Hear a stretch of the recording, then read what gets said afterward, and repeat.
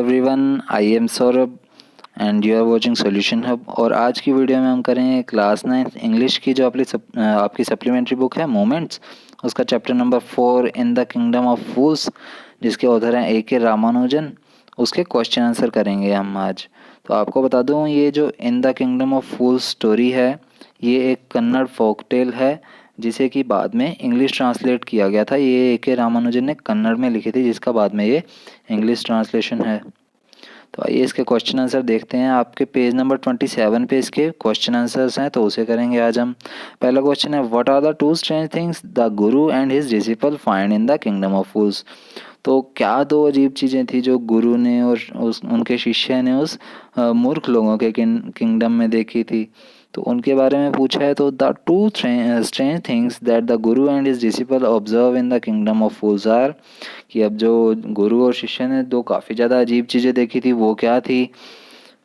Every स्लीप्स during the day and carry out their work at night, कि हर एक कोई क्या है, रात दिन में तो पूरा दिन सोते रहते थे और रात को अपना जो है बिजनेस करते थे, जिस भी टाइप का आता था। चाहे खेती कर रहे तो खेती करते थे, किसी की दुकान है तो वो रात को दुकान खोलता था, और कोई बिजनेसमैन है तो बिजनेस करता था रात को। The cost to purchase anything from the market was the same. अब मार्केट में से कोई भी चीज़ खरीदनी है तो उसकी हर एक चीज़ की वैल्यू जो है वो इक्वल थी, 1 दूदू और 1 रुपी। यहाँ पर इन्होंने स्टोरी में डिनोट किया था 1 दूदू। तो 1 दूदू वहाँ की करेंसी थी, जो कि अपने 1 रुपया मान सकते हैं अपने अकॉर्डिंगली। तो मतलब हर एक चीज़ की वैल्यू 1 रुपया थी। Whether it was a measure of rice और bunch of banana, it cost the same. चाहे वो काफ़ी सारे चावल हों या फिर चाहे केलों का गुच्छा हो, कोई भी चीज़ खरीदते हैं तो उसकी हर एक चीज़ की वैल्यू क्या है, 1 रुपये है। आप बनाना लोगे, चाहे एक बनाना लोगे तो भी 1 रुपया, अगर 10 बनाना लोगे तो भी 1 रुपया, अगर काफ़ी सारे राइस लोगे तो भी उसकी एक ही, मतलब हर एक की वैल्यू सेम थी। तो ये दो चीज़ें थी जो गुरु और शिष्य को काफ़ी ज़्यादा अजीब लगी इस किंगडम में। अब सेकंड क्वेश्चन क्या है, why does the disciple decide to stay in the kingdom of fools. अब जो शिष्य था उसने वहाँ मूर्ख लोगों के राज्य में रहने का क्यों डिसाइड किया। Is it a good idea, और क्या ये एक गुड आइडिया था। So the disciple decided to stay in the kingdom of fools because he was delighted that everything cost a single dudu and everything was very cheap. अब वो शिष्य ने, disciple ने वहाँ रहने का निश्चय क्यों किया था, क्योंकि मूर्ख लोगों के राज्य में रहने का निश्चय इसलिए किया था उसने क्योंकि उसे ये पता लग गया था कि इसमें हर एक चीज़ जो है वो काफ़ी ज़्यादा सस्ती है और हर एक चीज़ की वैल्यू क्या है, a single duddu. All that he wanted was good and very cheap food, और उसे जो चीज़ चाहिए थी वो भी क्या थी, काफ़ी ज़्यादा अच्छा खाना और काफ़ी ज़्यादा सस्ता खाना हो।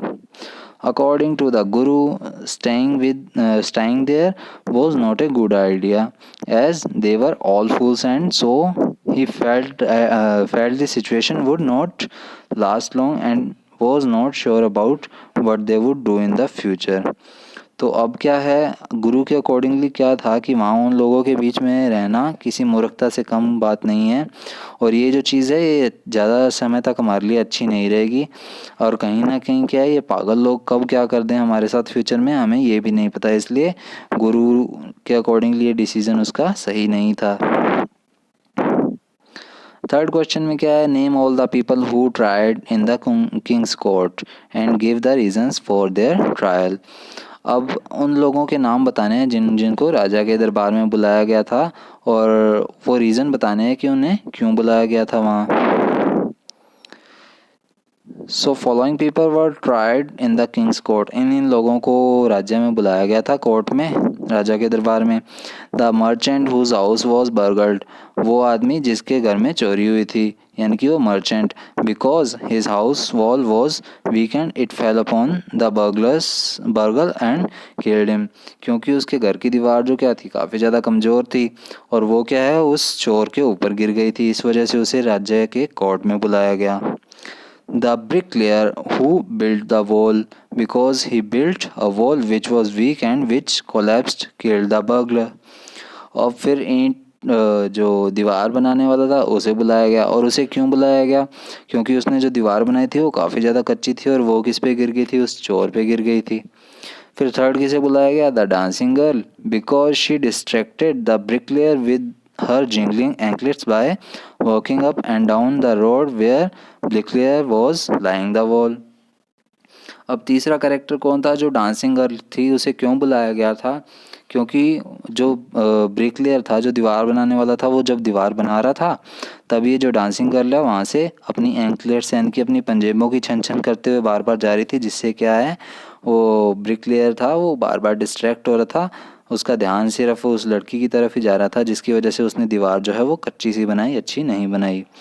फोर्थ किसको बुलाया गया? The goldsmith. और गोल्ड स्मिथ को क्यों बुलाया गया? Because he didn't complete the dancing girl's order on time and so she had to go to the goldsmith a dozen time.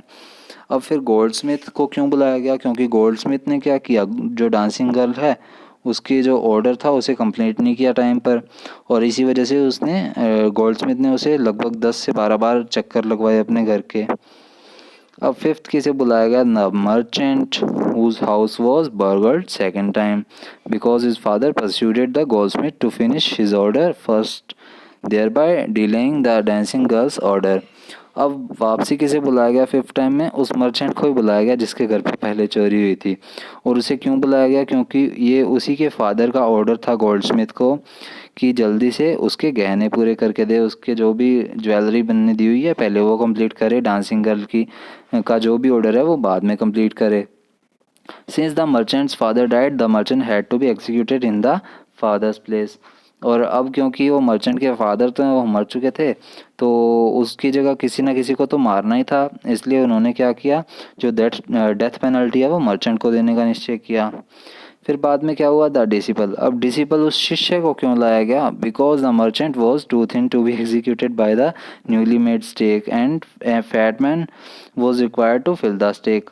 अब डिसिपल को क्यों बुलाया गया? क्योंकि मर्चेंट जो था वो काफ़ी ज़्यादा पतला था, और जो डेथ पेनल्टी थी स्टेक की वजह से, स्टेक से देनी थी उन्हें डेथ पेनल्टी, तो स्टेक के लिए जो स्टेक के लिए मर्चेंट था वो काफ़ी ज़्यादा पतला था, तो उन्हें एक मोटा आदमी चाहिए था।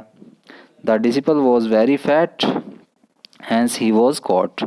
और जो डिसिपल था, जो शिष्य था, वो काफ़ी ज़्यादा मोटा हो गया था, वहाँ पे रह रह के खा पी के, कभी केले, कभी दूध, कभी घी, कभी और कुछ खा रहे, ये चीज़ें खा खा के वहाँ पड़ा पड़ा मोटा हो गया वो, और इसी वजह से उसे जो पहरेदार है वो पकड़ के ले आए। अब फोर्थ क्वेश्चन है, who is the real culprit according to the king. अब किंग के अकॉर्डिंग रियल कल्प्रिट कौन है? Why does he escape punishment, और वो पनिशमेंट से कैसे बचा? The real culprit according to the king is the merchant. अब किंग के अकॉर्डिंग रियल कल्प्रिट कौन है? वही मर्चेंट है जिसकी दीवार टूटी थी। Because although his old father was real murderer, he was dead and someone had to be punished in the place. क्योंकि उसके पापा जो हैं वो रियल मर्डर हैं, और उनकी तो अब डेथ हो चुकी है, तो उनकी जगह किसी ना किसी को तो पनिश करना ही है। तो रियल कल्प्रिट कौन हुआ फिर?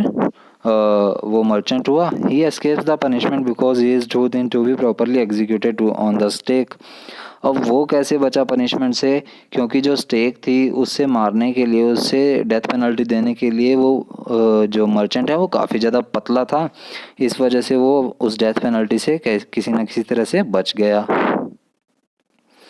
अब फिफ्थ क्वेश्चन है, what are the guru's words of wisdom, when does the disciple remember them. अब गुरु के कहे हुए अमूल्य वर्ड्स कौन कौन से थे, और डिसिपल ने, उनके शिष्य ने उसे कब याद किया उन वर्ड्स को? The guru's words of wisdom were that it was the city of fools. अब गुरु के जो अमूल्य वर्ड थे वो क्या थे?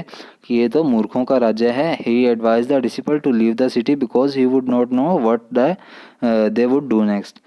और गुरु ने क्या एडवाइस किया था कि इस सिटी को हम जल्दी से जल्दी, जितना जल्दी हो छोड़ दें, क्योंकि हमें नहीं पता कि ये हमारे साथ अगले क्षण क्या कर दें। That is disciple remember this when he was going to be executed. और डिसिपल ने कब रिमेंबर किया? जब उसे डेथ पेनल्टी मिलने वाली थी, तब गुरु के ये वर्ड्स जो हैं वो डिसिपल को याद आए। इस चैप्टर का जो सिक्स्थ और लास्ट क्वेश्चन है, how does the guru manage to save his disciple's life. कि गुरु ने ये सब कैसे मैनेज किया, अपने शिष्य की जान उन्होंने कैसे बचाई? The guru tries to confuse the king by expressing his desire to be killed first. अब गुरु ने क्या किया, एक ट्रिक खेली थी यहाँ पर कि किंग को किसी न किसी तरह कन्विंस कर रहे थे, कन्फ्यूज़ कर रहे थे किसी वजह से, कि उन्हें पहले डेथ पेनल्टी दें, उनके डिसिपल को ना दें। Then to further confuse the king he tells the story of becoming the king in the next incarnation. अब किसी ना किसी तरह वो कंफ्यूज कर रहे थे उस किंग को, तो उन्होंने क्या है, एक फेयरी टेल बनाई, एक झूठी सी कहानी बनाई, जिसमें कि उन्होंने स्टोरी में क्या कहा कि जो पहले मरेगा वही जो है आने वाला, मतलब यहाँ का नया राजा होगा अगले जन्म का। Apparently it may sound like a case of pure lie to save your dear one's life. और ये किसी ने किसी तरह क्या था, एक इस तरह का साउंड कर रहा था जैसे वो अपने किसी खास की जान बचाना चाह रहा हो। But if we go deeper, consciously और unconsciously, the sage is trying to save everybody's life in the kingdom. लेकिन किसी ना किसी तरह अगर हम पूरी तरह गहरी तरह सोचें तो ये क्या था, जो किंगडम में रहने वाले हैं वहाँ सभी के रहने वालों की जान बचाने के लिए ये था। Ultimately he is able to pull everybody out of the misery of living in the kingdom of fools. और किसी न किसी तरह क्या है, गुरु वहाँ पर रहने वाले सभी लोगों की जान बचाना चाहते थे। और क्या थे वो, किंगडम ऑफ फूल्स जो है वो टैग वहाँ से हटाना चाहते थे कि ये जो मूर्खों का राज्य ना कहलाए, ये काफ़ी ज़्यादा अच्छा राज्य है। क्योंकि जब गुरु और शिष्य यहाँ पर आए थे तभी उन्हें ये जो सिटी थी काफ़ी ज़्यादा अट्रैक्टिव लगी थी, गुड लुकिंग लगी थी। बट यहाँ पर जो राजा और मंत्री थे वो क्या थे, काफ़ी ज़्यादा मूर्ख थे, जिस वजह से पूरी सिटी वाले इनसे परेशान थे।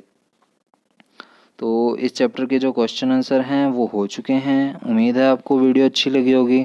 अगर वीडियो अच्छी लगी है तो हमारे चैनल सॉल्यूशन हब को सब्सक्राइब कर लीजिए, वीडियो को लाइक शेयर कीजिए और कमेंट बॉक्स में अपने वैल्यूएबल व्यूज़ भी ज़रूर दीजिए।